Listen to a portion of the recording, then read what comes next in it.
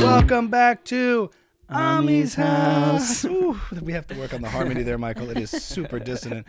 A really cool, very special guest on one of our early episodes. Excited to have Madison Margolin in studio, ladies and gentlemen. Thanks for having me. My pleasure.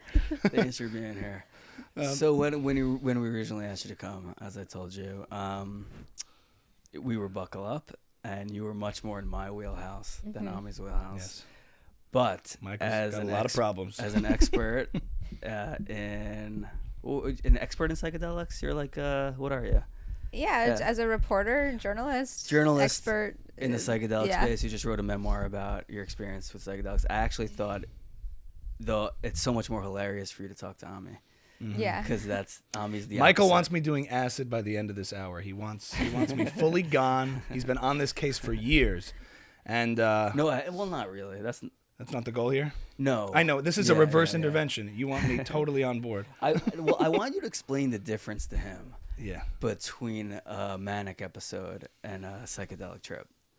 We can get there at some point. Michael just skipped way ahead. Stay tuned. But for people watching who don't know who you are, and even me who would like to get more interested, because Michael's more familiar with your work, just a quick, we don't have to do full interview deep dive on everything you've done, but a quick couple sentences on what you're about. Yeah, totally. Yeah. I was raised by Jewish hippies who, call themselves Hindus. Like, both my parents came from sort of traditional Jewish backgrounds. Mm-hmm.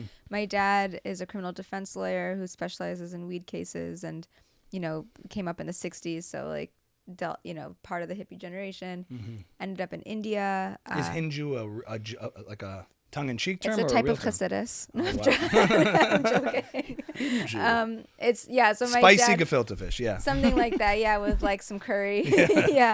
My dad ended up in India, meeting Ram Dass, who is the author of Be Here Now. Ram Dass was a psychedelic researcher at Harvard, got kicked out. Also, a nice Jewish boy from Boston. And the Jews. Always. And then he and my dad had the same guru in India, and all ended up back in the States. And so I grew up in that community. Long story short, I ended up in New York, living in Israel and then New York, reporting on Judaism, and specifically Judaism as it intersects with psychedelic experience. Mm-hmm. And I saw a lot of commonality between this Jewish psychedelic world and the world that I came from, and wrote a book about it. And so that's the long story short. Right.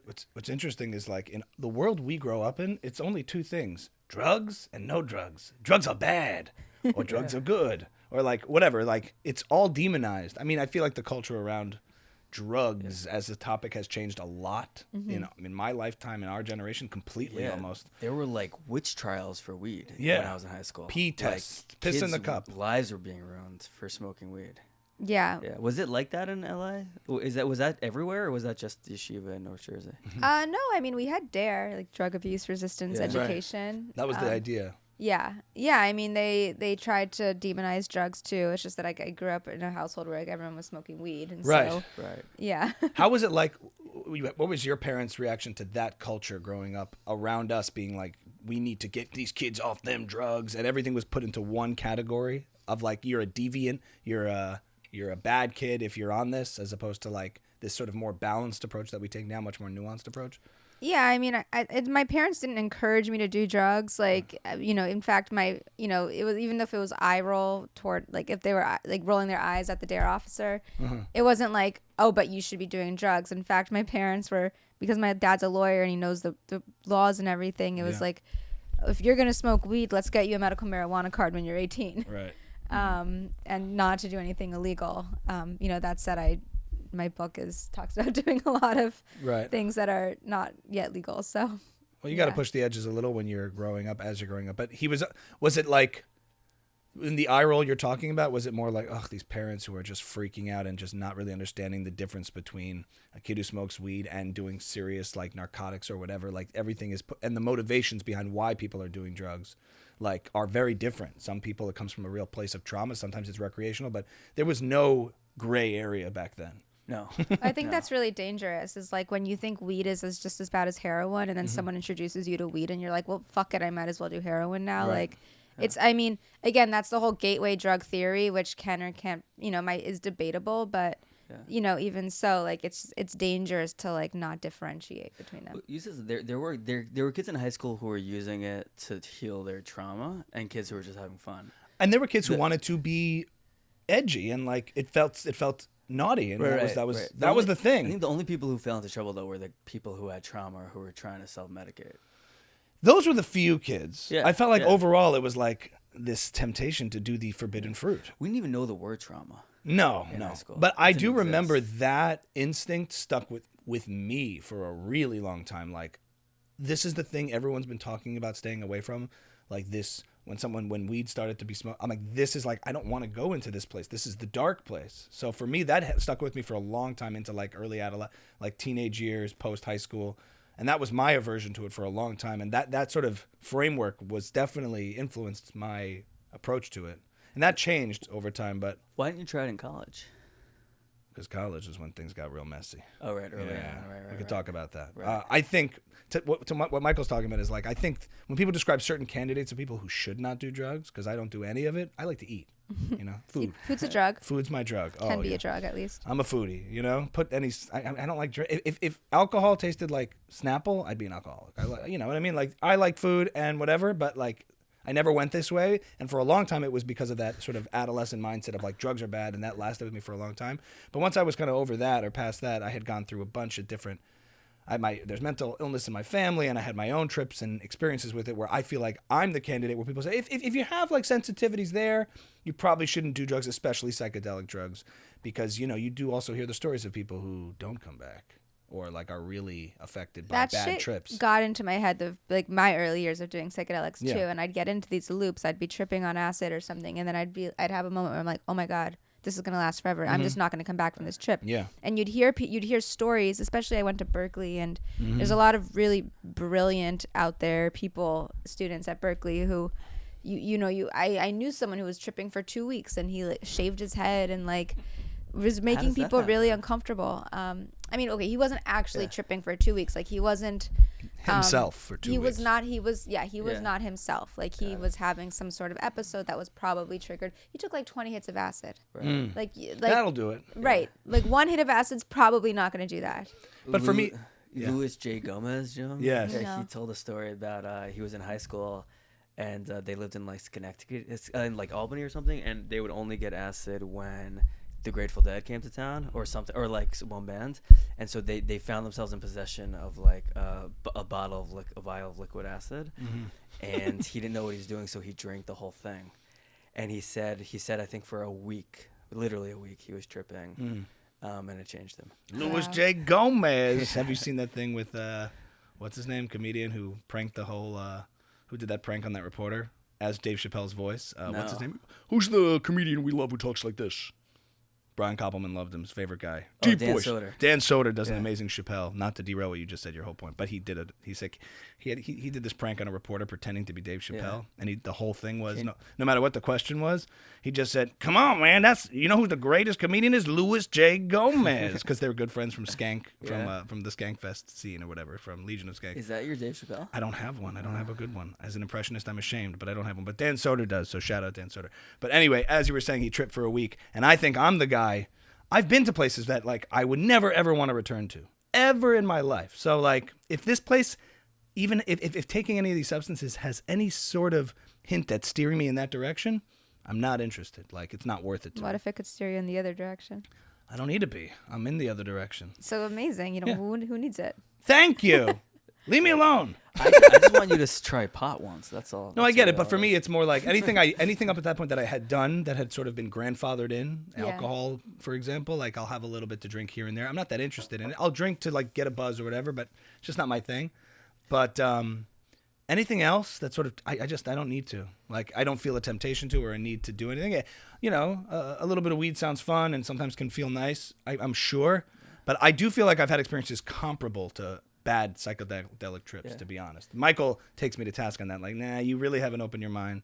You know, he thinks I'm just cut and dry in the box. No, I mean, I think that like That's- you can have Is an that altered not it? experience without I don't think so. I hear what psychedelics. Madison Yeah. has to say. What was it? That you can alter your consciousness without taking psychedelics, and sometimes that happens endogenously or Yeah. through certain methodologies. What does or whatever. endogenous mean? Just Like on naturally, its yeah. own, organically? I heard Mayor K. You know Mayor K? Yeah. I heard him talking about breath. You can do it with breath work. So Right. it's especially good for people who are on medication and they can't go off it. Yeah.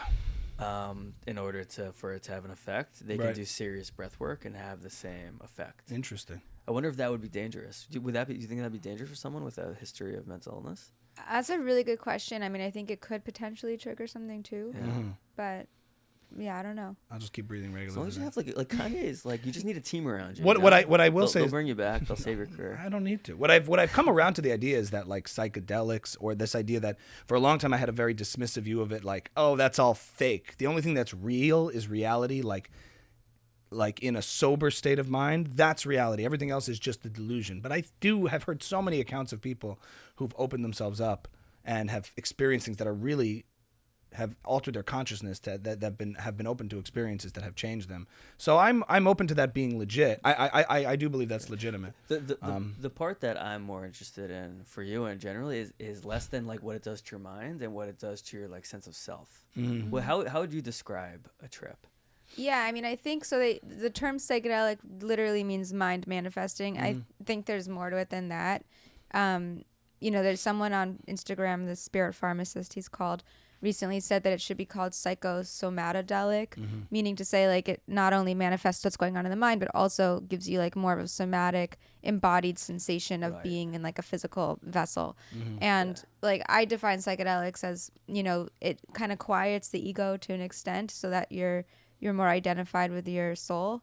And when you're more identified with your soul, it's like the experience of a soul in a body. So it's the soul embodied, and you feel your body differently as a soul kind of having this material experience. Or you mean as opposed to having a material experience? Like I think sometimes we're just really dissociated from ourselves.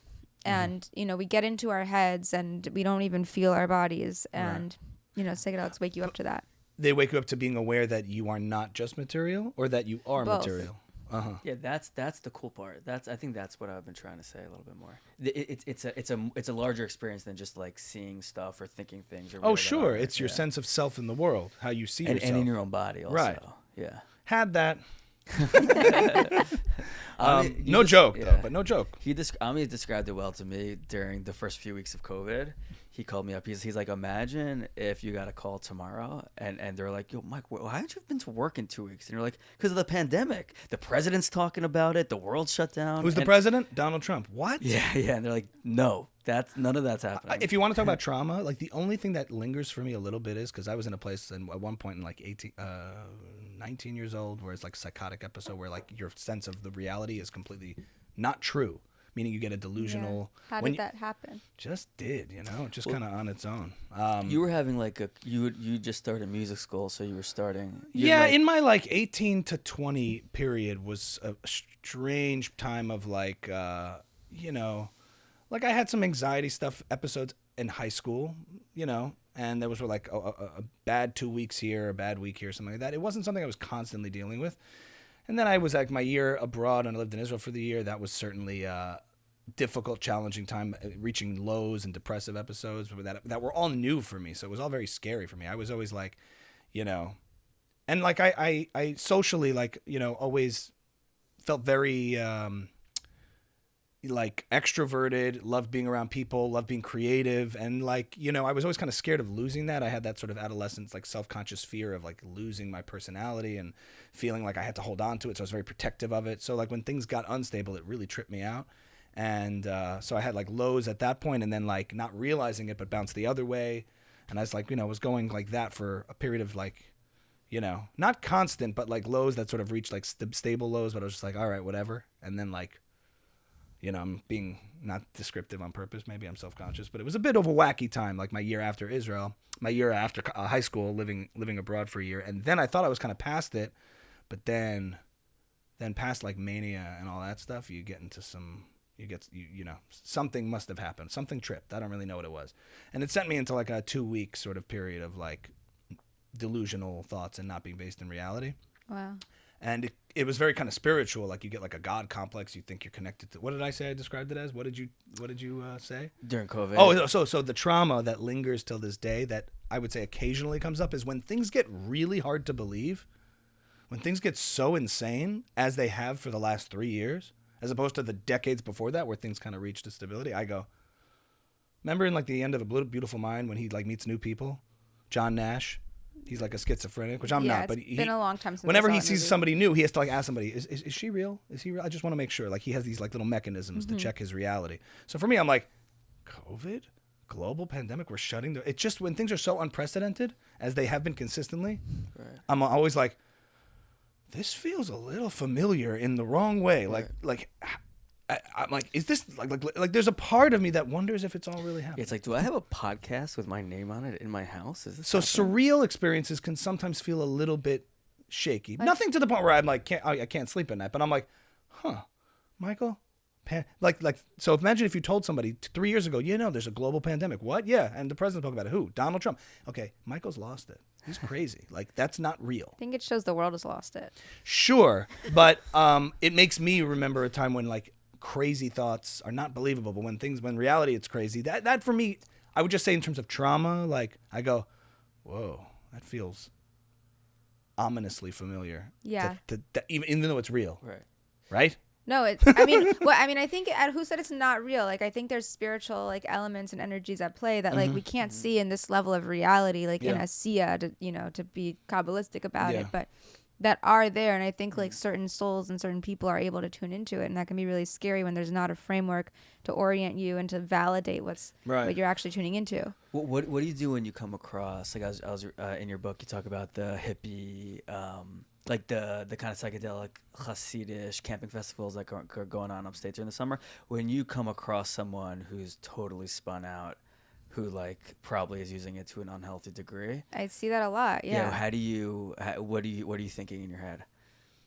I'm thinking like, what does this kid's reality look like outside this festival? Like, does this person have like sleep hygiene?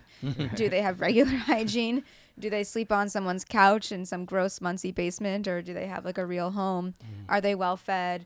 Do they have like housing security and money and like just like the basics of, what is a healthy life? And I see people who are so much living on the edge, and especially in this kind of like Heimish camping scene, a lot of people have left home, they're young kids, they're dropped out of yeshiva. Like there's a lot of instability, there's a lot of trauma, there's a lot of untreated trauma and, depression and anxiety and all this type of stuff. Yeah. And you that's all swirling in somebody's experience of life, and then you put them on acid. And sometimes it wakes them up and brings them back to themselves and like really sets them on a path. And other times it's like, puts them in really like psychologically dangerous territory. Where do people like that end up? Like I've come across a bunch. Like where like 10 years from now, where do they? Crown Heights. Just kidding. I'm just as just teachers kidding. in Crown Heights. No, I mean, where do they end up? Sometimes they end up Spot. gone. Sometimes they end up gone. Oh right, yeah. Is that what you I were? suppose. I mean, What was sometimes that? I would say they end up no longer with us. Right. God forbid. God Yeah. forbid. I mean. No, but yeah, That's one potentiality, which is Right. a terrible fate. Right. Is there like coming back from that, like getting? For sure, there's coming back from it. I've seen people come back from it, and I've also seen people just like always perpetually living on the edge. There's this property upstate in the Catskills that's sort of this like Heimish halfway house, like nature refuge, but also just like total crack house. And I've hung out there. It's a beautiful property, and people like put camping trips on there and sukkahs, and also just go and hang and whatever. But it's like, it's like the real edge of society. And sometimes people, I don't know, sometimes I see people bounce back and like get married and have normal lives or move to Israel. And like, I also think certain environments can hold more space for that level of crazy where it's normalized. And again, you live in a place like Tzfat, or you go to Parts of Israel. Yeah. whatever parts of Israel that are like people are more tripped out, where there's a context to appreciate that kind of personality. And it's like, okay, you're doing your life, you're on your mountaintop, like enjoy. No, you're not hurting anyone. Right. But also I've visited people in the psych wards. I have friends who are literally homeless right now. So yeah. Allison, go ahead. I was gonna say, when you say they come back from that through psychedelic healing, or just Both without like it? through psychedelic healing, like having had You really gotta do more. what? Yeah, no. Sometimes No, I'm it's just curious. Like, have you been part of that where you're helping somebody get through it that way, or mean, you're more reporting on it and observing? I've been like reporting, like when I'm at these camping trips and whatever, I'm not I've been around people who are having hard times on psychedelic trips. Mm-hmm. There have been scenarios where I have like helped people through those moments. Mm-hmm. But like, I also, the people who are like kind of like these Rolling Stones, like on the road. That's what I'm talking about. Yeah. Yeah. Like, I mean, I've been close to some of them. I'm not close to all of them. What's the like? What do you do for them? Like, what's the question? The question is, you said some people do bounce back, go to normal lives. Does doing psychedelics become a stable part of their life, or does one psychedelic experience sort of heal them and correct for something that's been throwing them off? There's no such thing as one psychedelic experience either healing someone or breaking someone entirely. Like, that's just not a thing. I think there's a lot of stigma. I guess I'm asking about the process of what it means. No, yeah. You said the like treatment. Yeah, like do you heal them through psychedelics properly with like a proper guide and healer? I think in some cases, yeah. Like I know some people who have had like a lot of just like on the edge experiences who maybe ended up doing psychedelics in a more intentional way, like not feral at some psytrance festival upstate, where yeah, like you could totally lose your mind in the best and worst ways. But like, can you like really intentionalize? Like, that's what psychedelics are so cool. Like, what's cool about them is it's a tool for enhancing anything else that's going on. So if you want to like combine psychedelics with a very particular intention to work on your trauma or work on your relationship with anger or with your mother or whatever it is, or be in Shabbos, like you can do that. Granted, like you never know which direction a psychedelic trip is going to go in. Like there's a really variable aspect to it. You can guess based on the set and setting, but like, I also, for people who've like had manic episodes, like I don't expect them, or I don't advocate that they should be doing psychedelics all the time or at all. Okay. Are you sick of talking about psychedelics? Someone asked me that at my book launch last night, and I mean, no, but also like the point of psychedelics is not psychedelics. Like it's so self-referential, and I'm more interested in what psychedelics open you up to that we can start talking about. Yeah, sure. Yeah. Well, yeah. So to sum up, it's been interesting to see like the old sort of 90s, 2000s war on drugs mentality, the demonization of all drugs that we spoke about in the beginning, to now this sort of in the culture, the integration of psychedelics into positive experiences. And you're seeing it in Cooper Union, I think, does this research, and like Tim Ferriss has spoken about it. Johns Hopkins, I'm sorry. Johns Hopkins, I confused the two in my head. But Tim Ferriss had an episode with somebody. He talks about how they're integrating all of this psychedelic research for trauma and healing and things like that. And I think we've come full circle. We completely turned the corner on how to view any of these kind of substances for, they call them medicines now, quote unquote, yeah. which I think there's an abuse of the word medicine happening, but that's a side note. Tell us about it. I mean, it's so funny because it's like like especially in like the ayahuasca world, you talk about plant medicine, it's the medicine, it's healing, it's medicine, blah blah blah. Holding space drives me crazy. Holding space is another one, which like I get it, it makes sense, but I've seen people be like, I need medicine. Okay, look, I have all this medicine. Okay, I have ketamine in this box, and I have some MDMA, and I have this and toad. And yeah, but it's like, oh, you have your little medicine. It's just like, okay, just call it like a drug stash. Like it's okay. like let's just call it what it is, or let's just call it a substance and just be neutral about it. Right? Like whatever. Like the dealer is now the medicine man or whatever. I'm joking. I'm totally joking. But well, so when you started, you're especially interesting to me because I really like when people follow their passions and then timing crosses nicely with them, and then everyone else is suddenly interested in what they're interested in. So you were doing this before anyone would probably pay you to write a book about it. Yeah. So like you've seen it go from like you're the kind of on the edge to now you're totally in the mainstream, and now everyone is it like annoying to see like everyone sort of co-opting it and like giving it language and all that? You can say it is. Can yes like it's not annoying. Like I'm happy when anything that becomes in vogue, like when Radiohead gets popular, it bothers the original fans, yeah, it's exactly it's like like it was always cooler when it was underground or whatever. No, I'm happy that people are are seeing the light. No, I'm just kidding. I'm happy that people are like are have access, are having this conversation, and therefore the conversation is hopefully bringing more access to people who need it or who would ordinarily not even be exposed to it and could legitimately benefit from it. That said, I do notice that there's a little bit of like a sterilization happening where when something becomes mainstream, it loses like that cultural edge to it that I find so captivating. And I also see where it's like, oh, like now that the mainstream is into it and it's like institutionalized and like we can like raise money for this cause and blah, blah, blah, blah. And then the people who have been risking their reputations and their freedoms for the past couple decades talking about this shit are left in the dust. Like one of my greatest inspirations, Yosef Needleman, who wrote the book Cannabis Hasidus, he was in jail for dealing weed in Israel. And, like he's also just like a total character and eclectic and, is not the guy being the spokesman for the movement on panels and Zoom calls and whatever, but he is Jewish psychedelia incarnate. And I think he deserves that kavod and respect. The justice for what he's been through, to like give him the public recognition now for some reconciliation, for being punished for simply advocating at a time when people weren't ready to hear it, or like when it wasn't acceptable. And he was talking about cannabis, like his book Cannabis Hasidus. I remember it was very, very edgy. Yeah. And no, you're right. No one's talking about him now. I lived with him for like a week, and it was one of the oddest weeks of my entire life. I still remember the smell of his life. But he sat in like council. People would just come in throughout the day and just talk to him and leave. He was like a guru on like the top of a mountain. It was wild. Yeah. Not to get too political, it's like onto this point of like the amount of people sitting in jail for victimless crimes of having to do with weed. And everyone's like, yeah, it's legal now. Don't worry about it. Yeah, well, a lot of them are getting out now, I think. It just seems like a grave injustice. Sort of like people who were arrested for prohibition when alcohol was illegal, and now it's like you can drink now. It's fine. Right. We just like bat an eye, but it's So are you trying to elevate people like that? Like, did you absolutely, ever, Like I really want to pay homage to the weirdos and the hippies and the people who are less palatable to like the Wall Street suits who are like, oh, I could make a business out of this now.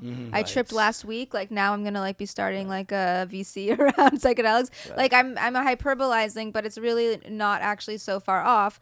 And meanwhile, the people who are like have really integrated the ethos of psychedelics into the way they just hold themselves and walk through the world, like Yosef, again, like I mean, in his circles, like Yosef is the Reb, he's definitely one of my Rebs. And I just want to continue to like really make sure that the people who have put themselves out there are getting the respect they deserve. Yeah. It's interesting because like you're very like ready for mainstream, like you can have a coherent conversation. Like I heard you interview Mountain Girl. Do you know who Mountain Girl is?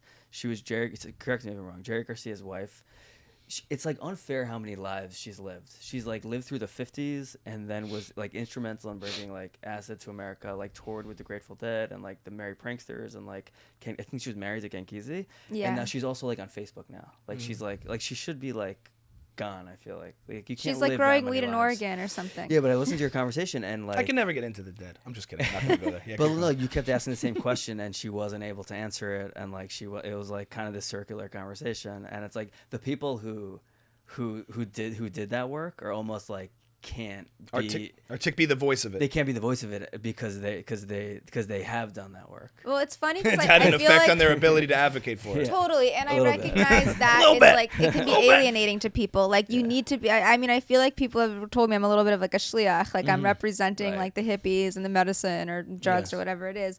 And I also like I do know how to put it like I went to Columbia Journalism School. Like I know how to like hang with like square, straight edge people and like hopefully not freak them out too much. Right. And you can be the medium. These ideas are. I was born into that role. Like I grew up in like South Beverly Hills on like this corner of Pico Robertson and Beverly Hills. And shout out. I fucking hate LA, but like just kidding. I know I love LA. I love going home and visiting my family. But I went to Beverly Hills High School and everyone was all the parents there were so square. And like I was just embarrassed about my family. Like there's like my dad would show up to school functions and like reek of weed. Imagine and just, growing like, up in New Jersey, it would have been way worse. Trust me. I mean, my mom's whole family's here in Teaneck. Right. So I grew up with normal people around me, Right. quote unquote normal, and like I was coming from the freak show, so I had to learn how to present like I'm not like as tripped out as my parents. Totally. Yeah. So yeah, you were meant for this in a way. Like, Maybe. since childhood, born in a way so you could have to navigate two worlds, the square and the circle. It's true. What does it feel like to have, like as a creative person, to have like you're like enjoying a pretty cool moment now where everything's coming together, Blianhara? Yeah. Like all those parts you were ashamed of are now cool. You have a book you got to write. Like all of it's. How does that feel to be like enjoying that moment? Cool and weird. I remember like Ram Dass was a household name, and he was like one of my dad's friends, and he also officiated my dad and my stepmom's marriage ceremony, and it was like right after my parents got divorced, and I like basically hate, like Ram Dass was totally on my shit list because he did that, and he was just like another one of the freaks who was coming through the house. He divorced your parents? He married my dad. He performed this. Are you tripping right now? I now pronounce you divorced. Yeah, exactly. And I mean, he was part of this like new world that you were not down with. And I was so angry at my dad. I was angry at my stepmom for basically existing, right? Like, and again, I was just like, I mean, I love my stepmom. Hi, Tara. I love you. You were young. I was 11 years old, 10, Your 11. world is shattering, and there he is making it happen. Yeah, Shattering exactly. Like he was. Here now, Madison. No, that's what they say to me, and I'd be like, "Fuck you!" Like I don't want to be here and now. Like you guys are making it so hard to be here now. So I was so dissociated. I want to be there then. That's or whatever. That's my world. I Be was there like, then. anytime anyone says just be here now, I like totally check out. Like I actually go into like dissociation mode. And I mean, that my whole book is like how I'm reconciling that. But anyway, so it's like all the people who are interested in Ram Dass were like elders and whatever. And then as I got older, it used to be these like trendy LA yoga girls coming into my dad's house, and I'm like, what the fuck is going on? Like these people are like 5 years older than me, and now they're in my house, and they would like see me in the hallway and they'd be like, oh, like how did you get here? And I'm like, I'm going back to my room to do my homework. Bye. Like, how do you know Bob? Yeah, it was like, what? That's it was awesome. so Are you weird. a yogi?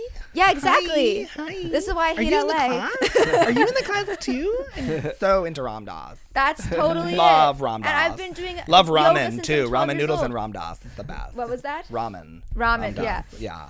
Ramen Das. Ramen Das. Sounds like Haagen Dazs. Oh my god. Ramen so Das is Indian ice cream. It's weird. It's cool, but it's weird. Now I'm like, okay, I might as well like, get a book deal now that this is all popular. Like, let me see how I can, make a living out of having had lived this life. Right. Yeah, and it's weird to be feeling like you're on the outside of something or you're fringe, and then all of a sudden you are at the center of it. Yeah, it's very Isn't that weird. That's like, I'm a strange fascinated thing. by that. It reminds me, not the same, but the similar feeling of like we used to talk a lot about the content creation world and how like the things you do as creative endeavors in our community that are sort of seen as fringe and weird and marginal. It's like, oh, only outside the box people. All of a sudden, it's so in vogue to be an entrepreneur and a solopreneur and do your own thing, and you're like, huh. If I had responded to the pressures of the time, I'd be on the fringes eventually. So, You told me this really funny story now that I think about all the time. Who? You were walking with this girl who should remain nameless. Okay. But you in high school or something. Okay. And you passed by someone, or someone who's like an amazing breakdancer. Oh. And you're watching him breakdance, and you were both like, oh my god, how does this guy breakdance so well? Because that was cool in like 2000. We were watching a video, yeah. Yeah, and then she turns to you and she's like, he probably practices like all the time. Yeah. No, like and he had to like learn it. He has to like take lessons and learn it and dismiss that whole process. I was like, yeah. But to her that was like gay. Yeah. Right. And then you stuck with like trying to get good at something. Yeah, and I went, now it's I went, ugh, in my head. Yeah. Ugh. I was like, wow, how does he do that? Because she was actually thinking it was so cool that he could do it, yes, but not that he had to learn it. Right. Yeshiva girls. But then later in life it starts to come together a little bit of like the things you spend time getting good at, you reap the rewards for. Correct. Hopefully. And you stick with the things you're passionate and creative about, and the world will reward you for it. Right. And your field as well as mine. Right. And yours, you just don't know when it's going to happen. And especially in the Jewish world, they're all like, as long as something is not working, everyone's judging you. And all of a sudden, no matter what the field is, especially creative, they're like, I don't know. He's like apparently trying to do something, and there's music and writing. I don't know. And all of a sudden, some accolade or some big moment happens. They're like, no, he's doing it. He's writing. He's making this thing. The Jews care about success. Right. Fair enough. They don't even care what it is. So the guy who walks into to the shul and is a billionaire for making, perfume boxes, they're like, amazing. Yeah. It's like, it doesn't matter what the thing is. They care about success. Fair enough. Yeah. But you have to sort of understand that that's where it's coming from. And I don't know. Yeah. So it's just interesting to be on the fringes and then come into the center and everything's now around you in a certain way. Yeah. So We could talk about psychedelics all day. You were just in Israel. Yeah. Right? Can you tell us a little bit about what it was like? You were there through the Chagim. Through the Chagim, I left a little bit after the war started. Not because the war broke out, but because I had to come back here for a work event anyway. And you were there on October 7th, though. Yeah. Yeah. Yeah. Uh-huh. Yeah. It was intense. tough. Yeah. It was also, I had like done MDMA the night before on Simchas Torah Shabbos evening, and like the next day I'm like just a little bit like, the day after MDMA, and then Foggy. like there's like whispers. Even Shabbos morning, there's like whispers that there was like an attack, and like a whole yeshiva was cleared out of Sfat to go to the reserves, and like it was like no one had even like checked their phones yet, and there was still like something was like buzzing in the air, and it was a really high time in Israel. From like Yom Kippur onward, and I don't mean like high time, like it's always very ecstatic and whatever, but people were like getting sick. A lot of my friends were like bickering with each other. Like there was like a weird, like buzzy, like weird spiritual energy. High intensity. There's a high intensity. Before anyone knew what was going on, Before something was October, happening. I felt it. Like I was just like, this was like, it was like beautiful chag, and it was like a very difficult chag. Interesting. And then it just like imploded, like all around us. Critical mass, something, and it obviously did. I think there's like obviously a spiritual element to what's going on that's not to like underplay at all what's actually happening on the ground, but like, I could just feel there was like a weird mounting energy that literally. What do you think's going on spiritually? Do you feel? I don't know. I'm not. I mean, like word on the street in places like Tzfat or Crown Heights is like, oh, Mashiach is like really coming this time and whatever. But like, it does feel biblical proportions level. Civilizational battle at stake, and I'm not. Well, we've been there before as a people. Feels like before and after. There's a before and after. of Something so big. They're talking about like I think they see this every couple of years, like what's Gogol Magol, like the one that the war that breaks out in Sukkot. I'm like, should I be actually taking this perspective seriously, or is it like, okay, like let's just like be rational and I mean it's hard. I mean, I don't know, like I'm really like I'm heartbroken about the whole thing. When a huge moment happens that's so earth-shattering, heartbreaking, life-changing at that, like sort of like a universe-shifting event, it does color everything before it. So that could also be warping the perception a little, or affecting the perception that the days before in your memory and in your mind's eye feel like they had something, whereas if October 7th went by and you'd get back to normal life. I was saying before October 7th even happened, like I remember people were trying to contact me from America or like work contacts. You were feeling something. I thought like during Chol Hamoed I would be like functional, like to work and do interviews and whatever. And I just was like, remember saying like, I just feel like I'm tripping. Like I wasn't on anything. Like I was maybe sleep deprivation, but like I'm partying too much. Really not. Oh, well, MDMA was really only that one. Just that one night. Just the end of the chag I did MDMA. But no, I was saying like there was just like a really high energy in whatever, and yeah, I don't know if I have anything intelligent to say so much about October 7th or the aftermath or the pre-math or. This is the unanswerable domain. These are just sort of sensibilities that we try to pick up on in the energy in the air. Nobody has concrete answers for what spiritually is going on. There's only. Some people do. It's some tzaddikim are writing. I get that. That's where I get a little like suspicious. I was like, okay, but what? That requires this weird leap of faith of people like offering some authoritative statements as to why this is happening or whatever. I don't know. Yeah. For me, the answers are never quite good enough. It's a better thing to say. What? I don't know. Yeah. There's a humility to being like, it does feel like biblical proportions level, like insane. This is like it's so traumatic and so unprecedented, or whatever that the Jewish people have faced. Like that the images, every time I'm reminded of something, when you see something, the things that people had gone through and how depraved and savage it was, you're just like, I thought humanity was kind of past this, but it's just not. Like the fact that this can happen and was done and is being denied in real time too. It's just like, you're seeing like Nazi youth ripping down posters. You're like, look at this. I'm living in history right now. Yeah, no, I mean, I have people in Israel being like, I don't understand why every Jew is not coming back to Israel right now. Like, you guys are idiots. Like, get the fuck out and come home. Like, it's going to get really dangerous really fast. And then, I have friends all over the spectrum. I also have friends who are from the West Bank and like Palestinians and like seeing also what's going on in Gaza and like in our names. And like the fact that there are so many innocent people who are dying, and I'm not justifying anything or any like, I don't know if there's a way. I don't want to say I'm apolitical, but like if there's a way to just like hold compassion and like a trauma informed mindset in the way that we're talking about what's going on for Jews and Palestinians and everyone around the world who has a stake in this matter, like I just want to, I don't know, like find a different paradigm through which to tap into empathy? This. Yeah, like the human pain of war. Just like there's no humanity in it. That's the thing. And it's like, God forbid you acknowledge like one side's humanity. It looks like you're denying the other. And like, that's bullshit.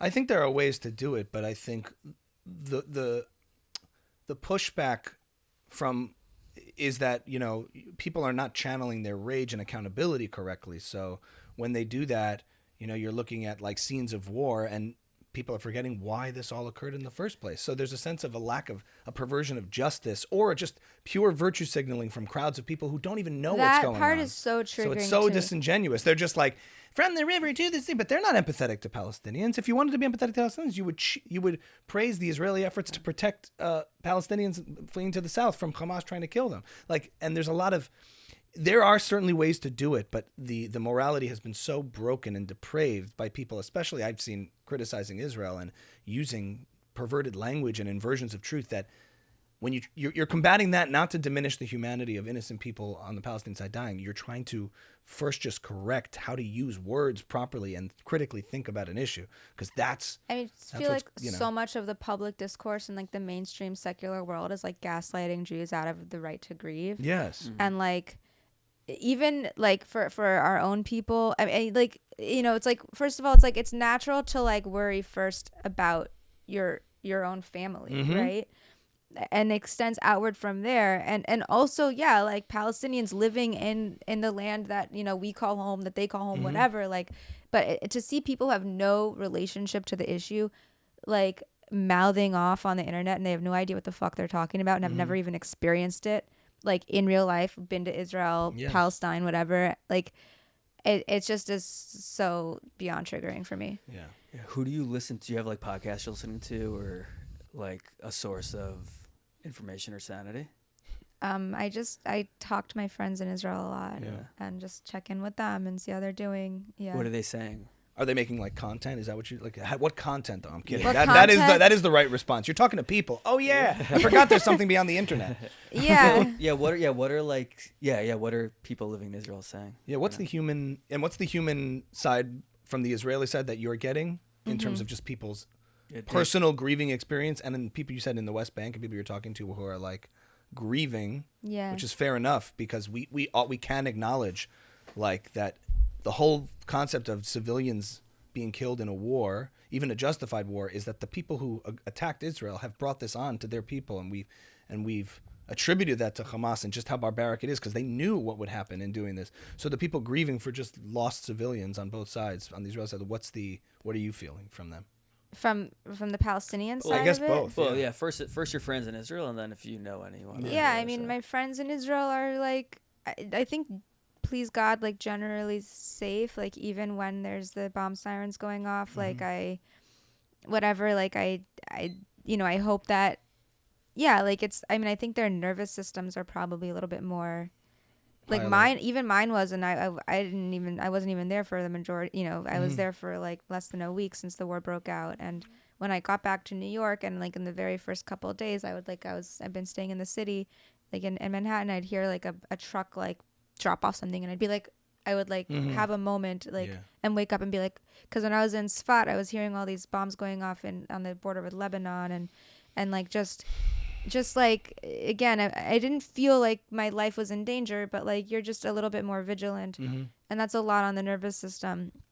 So my friends in Israel are just like, trying to live life, are heartbroken, I don't know. I think everyone's processing it differently. And then also, like, I'm talking to a Palestinian friend of mine, and he said, he's like, most Palestinians don't support Hamas, you know, but obviously are grieving for what's happening. And it's like the same way, you know, again, from the Palestinian perspective, it's like, we don't support Hamas.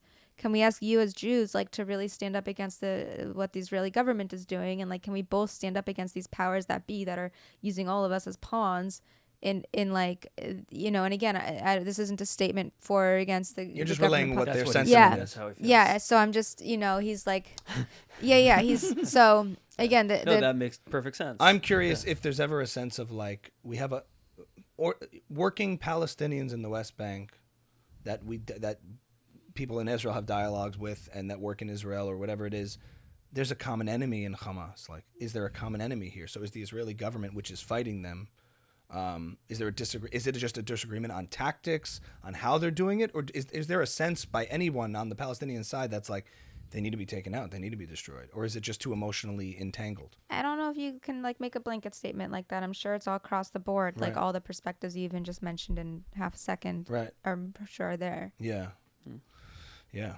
So I mean, no, because like I don't live in Israel, and I have to see some of the Israelis I talked to. I had a conversation with someone who works in like the film industry, who works with Israeli Arabs and Palestinians and whatnot. But yeah, I can imagine that it's emotionally complicated, where your like allegiances or sentiments lie, but you know that you're not supporting these regimes. But maybe I don't know. Again. The dialogue maybe is for another time, because obviously, like in that you said, there's this also self-defense instinct that like what has happened also needs to be coming from the perspective of protected being in the against. north of Israel, and obviously this is like an Israel versus Hamas war, Mm-hmm. but like Hezbollah's involved. Yeah. Like, you know, when people talk about like Palestine and like, okay, well, there's a whole region of Israel that is dealing with a whole other threat that isn't like specific, you know, like I don't know what relation, I don't want to even go there right now, Hezbollah's relationship with all the other terrorist organizations out there, but like, you know, like that's just, I think, an issue that's not getting like that much attention, probably because it's, thank God, like a smaller issue than what's going on in Gaza, but like still, I feel like no attention's good. Yeah. There's just, I only asked before just because like there's always this curiosity in me, like when you go to Israel and most people shouting in the streets against it have no idea, they don't even know the difference between Israel, Gaza, West Bank, history, Jordan River, they don't know anything. They're virtue signaling college kids, upper middle class, whatever, they don't know. But Israeli Arabs who live in Israel, I saw this incredible account of these 5 men who rescued someone from a kibbutz and from the Mitzvah, so they were driving back and forth. These were 5 Israeli Arabs.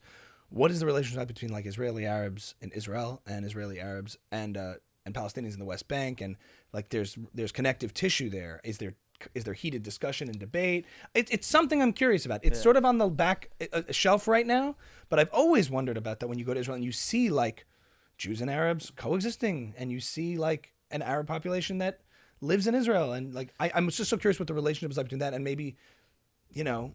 We know what the connective tissue is in the Jewish community, but I just don't know, and it's curious to me, or it was at some point. I'm in a different place right now. But Do an impression. Okay, ready?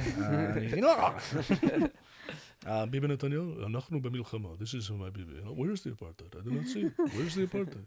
I think I'm going to trip acid. I think that would make me more sound mind. I think I'm going to take a little psychedelic healing. I definitely need it after I majorly effed up. Totally need at least some mushrooms. What bracha do you make on a mushroom? All of you. Shahakol. Okay. Give me a few. I'll chug a whole vial to correct for myself, and then I'll blame Shin Bet, but maybe I won't. Maybe I'll take accountability. We'll see. Do you have any new Israeli impressions? Yeah, I've been seeing so many. I was trying to get my Naftali Bennett down, which is like Christian, a little more like. I don't know him. I don't I cannot believe what I mean. Shame on you. Shame on you. You know, it's like very like it's constipated. You know, Isaac Herzog is a little more gentle and Israeli. This is a copy of Mein Kampf. We found it in a kindergarten. You understand this? I don't know. It's pretty good. Do you know what Isaac Herzog No, sounds it like? sounds like Yuval Noah Harari to me. It doesn't look like sapiens. This is all a war of sapiens, you know? Sapien We are versus dealing with culture that is incomprehensible to the West. They don't understand this, what is going on. Sapien. This is a war of sapiens.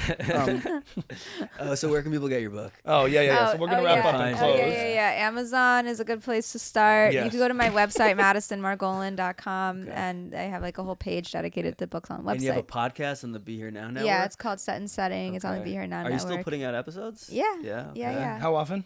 Like every couple weeks. Okay, cool. Do we think Kanye needs to do a psychedelic healing trip? Let's just end on that crazy note and derail. Would you administer to him? When I see him, I'm like, that guy's No. mentally ill. That guy's mentally ill. Leave it be. We can leave it right on that note. But no, when I saw that, I was like, that's a mental illness right there. Not as much. There's hate, but there's mental illness hate wrapped up. That's somebody on the Rolling Stone kind of thing going on. Yeah. Anyway, Exile and Ecstasy by Madison Margolin. I pronounced it correctly. Yes. Thank you so much for Thank coming. you so much for Thank being you. here. Yeah. And thank you for having this conversation with us. This is Ami's house, and we're happy to have you. Yeah. Come back anytime.